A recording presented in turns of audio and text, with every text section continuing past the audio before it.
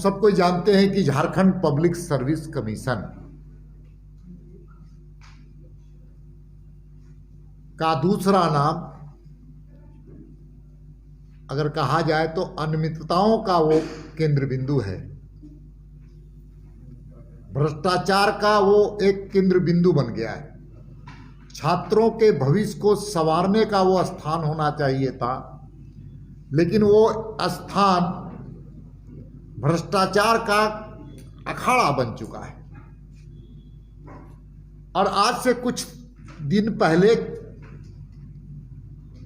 Jharkhand public service commission में जो छात्र पीटी में शामिल हुए थे और भारतीय जनता पार्टी के कार्यकर्ता और विधायक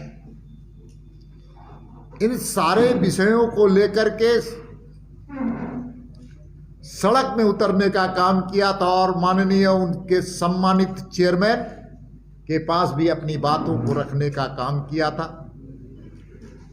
और जब वहां पर फरियाद की शंका कि फरियाद वहां मुझे नहीं मिलेगी, इन छात्रों को नहीं मिलेगा, तो हम सब लोगों ने महामहिम के पास भी गुहार लगाने का काम किया था।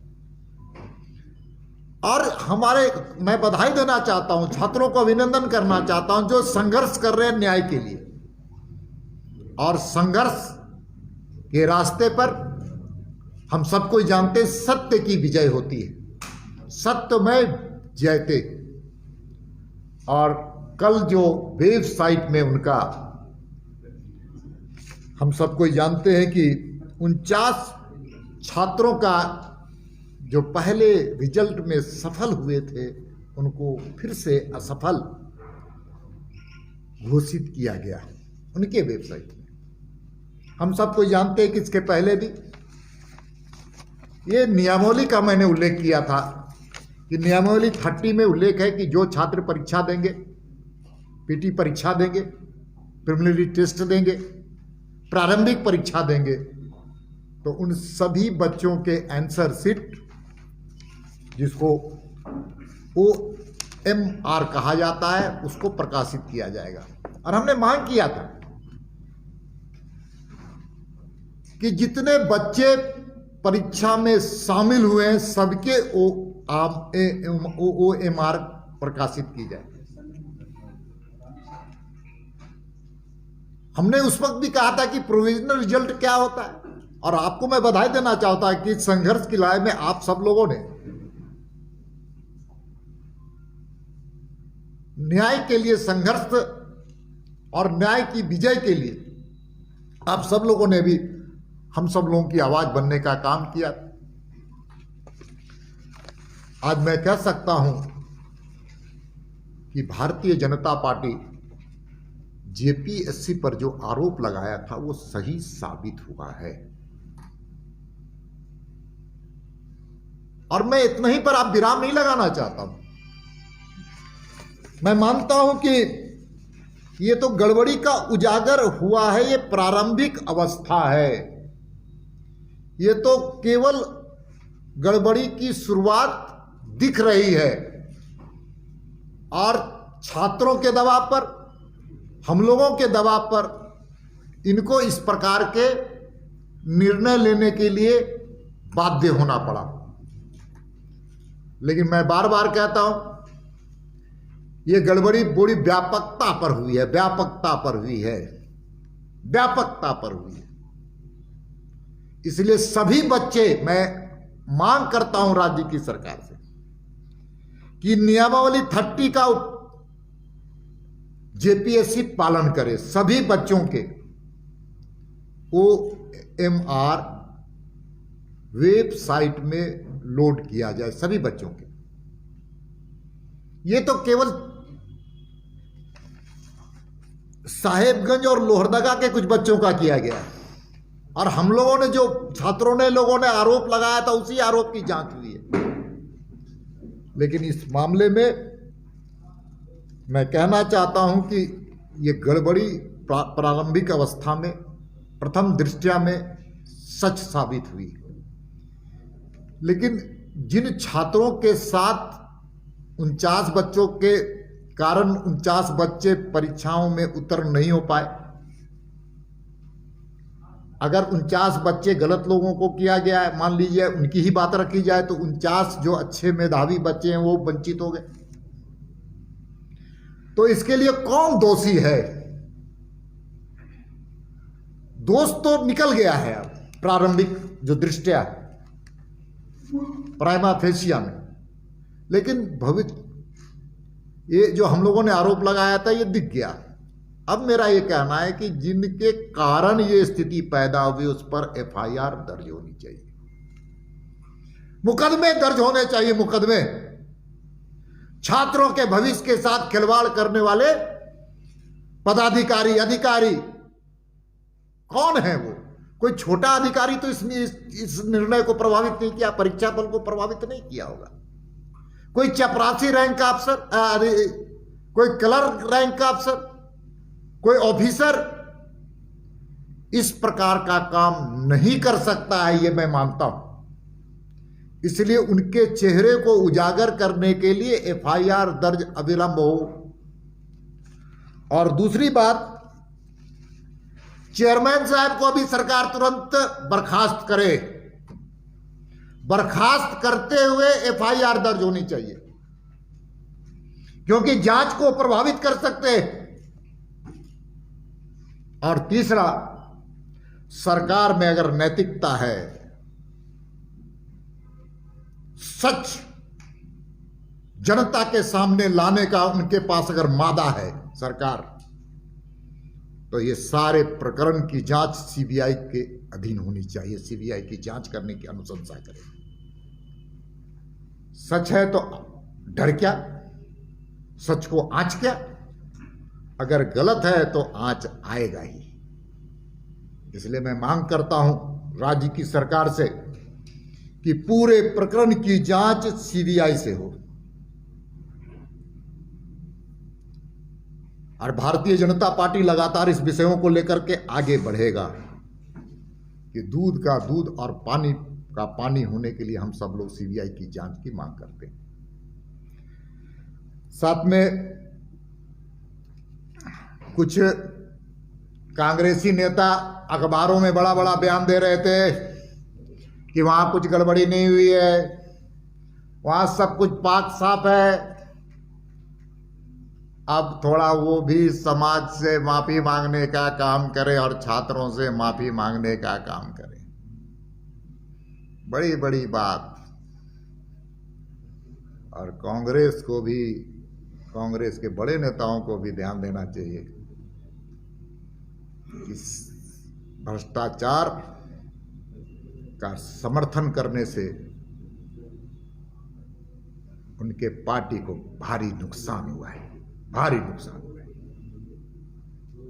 मित्रों, इसलिए पूरे जेपीएससी के प्रकरण के चलते मुझे दिल्ली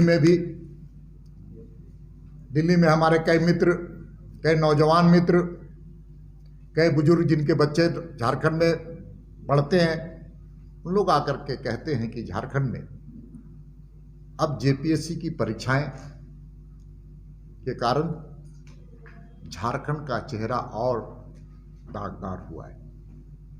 इसलिए सरकार को भी गंभीरता से विचार करते हुए एफआईआर अविलंब दर्ज करे, दोषियों पर तुरंत कार्रवाई हो और सीबीआई की जांच अविलंब हो। इसके लिए भारतीय जनता पार्टी मांग करती है। इसी के साथ मैं दूसरा विषय आप सब लोगों को बताना चाहता हूं कि 10 तारीख को पूरे देश में मानवाधिकार दिवस मनाया गया। 10 तारीख को पूरा देश ही नहीं, दुनिया में मानवाधिकार दिवस मनाया गया, ह्यूमन राइट्स के लिए। लेकिन झारखंड के संदर्भ में मुझे कहना है कि इसी झारखंड में लगभग 2 साल, अब 2-4-5 दिन बच गए 2 साल होने के लिए, 3000 ऊपर से ज्यादा बहनों के साथ बलात्कार की घटना घटी। लेकिन राज्य की सरकार के पास चिंता नहीं है कि महिला आयोग भी गठित की जाए। महिलाएं अपनी बातों को महिला आयोग में निर्भीकता से रखने का काम करते हैं। उसी प्रकार से आप कोई जानते हैं कि पिछड़ा आयोग भी यहां पर नहीं है।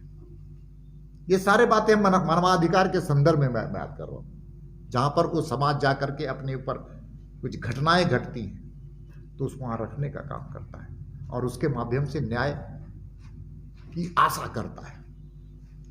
उसी प्रकार से देखिए, मुख्य सूचना आयुक्त और सूचना आयुक्त का गठन नहीं होना इस राज्य के लिए दुर्भाग्यपूर्ण स्थिति है।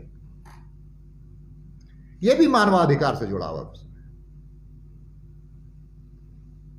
आज इसलिए नहीं हो रहा है कि प्रशासनिक पदाधिकारी नहीं चाहते हैं कि गलत, और राजनीति में बैठे हुए जो सत्ताधारी दल है वो नहीं चाहते हैं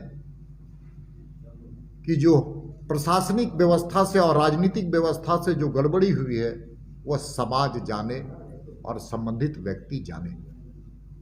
इसलिए कितने आरटीआई के जो हमारे कई कार्यकर्ता जो काम करते हैं, सोशल वर्कर काम करते हैं, आज आरटीआई दाखिल कर रहे हैं, लेकिन सरकार की ओर से कोई सूचना नहीं मिल पा रही है। और एक ही शब्द वहां से आ रहा है कि मुख्य सूचना आयुक्त, और सूचना आयुक्त के अभाव में मैं प्रश्नों का जवाब मैं नहीं दे सकता, आपके उत्तर का जवाब मैं नहीं देना चाहता।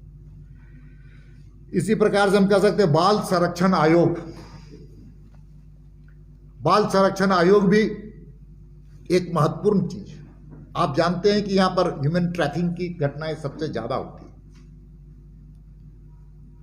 पूरे भारतवर्ष में महाराष्ट्र के बाद दूसरा ये राज्य है, सबसे ज्यादा यहां से वुमेन्स और चिल्ड्रंस ह्यूमन ट्रैफिकिंग होती है। और उसके नियंत्रण के लिए, उसके रोकथाम के लिए भारत सरकार ने बनाया है बाल संरक्षण के लिए कानून अधिनियम पास किए गए, और उसी के अंतर्गत बाल संरक्षण आयोग का गठन किया गया है।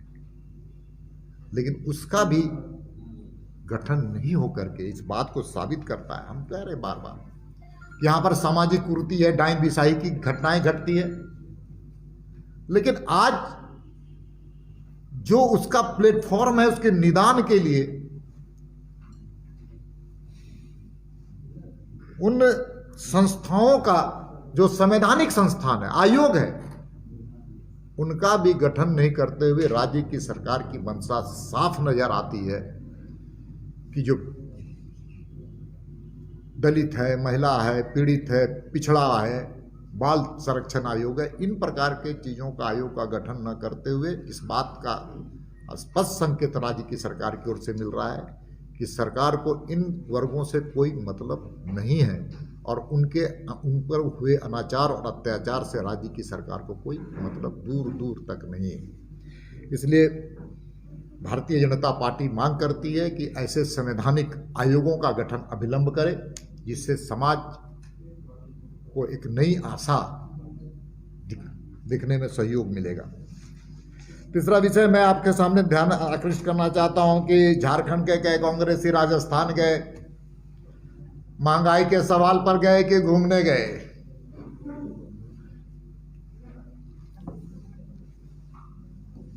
ये आज बड़ा प्रश्न है। हम सब कोई जानते हैं कि भारतवर्ष में सबसे महंगा राज्य राजस्थान है। राजस्थान में सबसे महंगी बिजली है, राजस्थान में सबसे महंगी पानी है, राजस्थान में सबसे ज्यादा पेट्रोल की कीमत है, राजस्थान में सबसे ज्यादा डीजल की कीमत है, सबसे ज्यादा वहां पर लोकल टैक्स लिए जाते हैं नगर निगम के, सबसे ज्यादा वहां पर होल्डिंग टैक्स लिए जाते हैं भारतवर्ष में सबसे ज्यादा, मुंबई से भी ज्यादा। और वहां पर राजस्थान में जाकर के यहां के कांग्रेसी विधवा विलाप करने पहुंच गए। अरे भाई, राजस्थान में उनकी सरकार है, राजस्थान में वहां के लोगों को राहत देने का काम करने के काम राज्य की सरकार ने, वहां के लोगों ने कांग्रेस के हाथ में दिया। और मैं बधाई भी देना चाहता हूं कि अखबारों में पढ़ रहा था, अच्छी बातें उन्होंने लिखी और हम सब लोगों को भी एक ध्यान आकृष्ट कराने का काम किया, समाज को आके, उसके लिए भी बधाई के पात्र हैं। लेकिन सच ये है, अब यहां के कांग्रेसी राजस्थान जा रहे हैं और राजस्थान में महंगाई के खिलाफ आंदोलन हो रहा है। वहां के कांग्रेसियों को विचार करना चाहिए, पहले राजस्थान में तो जो कीमतें हैं उसको कम किया जाए, और दूसरा झारखंड में सत्ता में शामिल है, मलाई खा रहे हैं। सत्ता के हिस्सेदार हैं, सत्ता के साथ मिलजुल करके भ्रष्टाचार में बराबर के हिस्सेदार हैं। यहां पर डीजल और पेट्रोल की कीमतें पर कम करना चाहिए था। आप सबको जानते हैं कि वैट कम अन्य प्रदेशों ने, जहां बीजेपी शासित राज्य, जहां एनडीए शासित राज्य है, वहां पर सब लोगों ने वैट कर की कीमत कम करने का काम किया, वैट को कम करके कीमत कम करने का काम किया। लेकिन राज्य की सरकार में वित्त मंत्री भी कांग्रेस के हैं, वित्त मंत्रालय भी कांग्रेस के पास है, और राज्य में भारतीय जनता पार्टी लगातार इन मुद्दों को लेकर आंदोलन भी कर रही है। लेकिन राज्य की सरकार, जो झारखंड मुक्ति मोर्चा और कांग्रेस की सरकार है, उनको थोड़ा भी जन और जनता से मतलब नहीं है। इसलिए इस प्रकार की बातें करके हम सब लोग कह सकते हैं कि इस राज्य में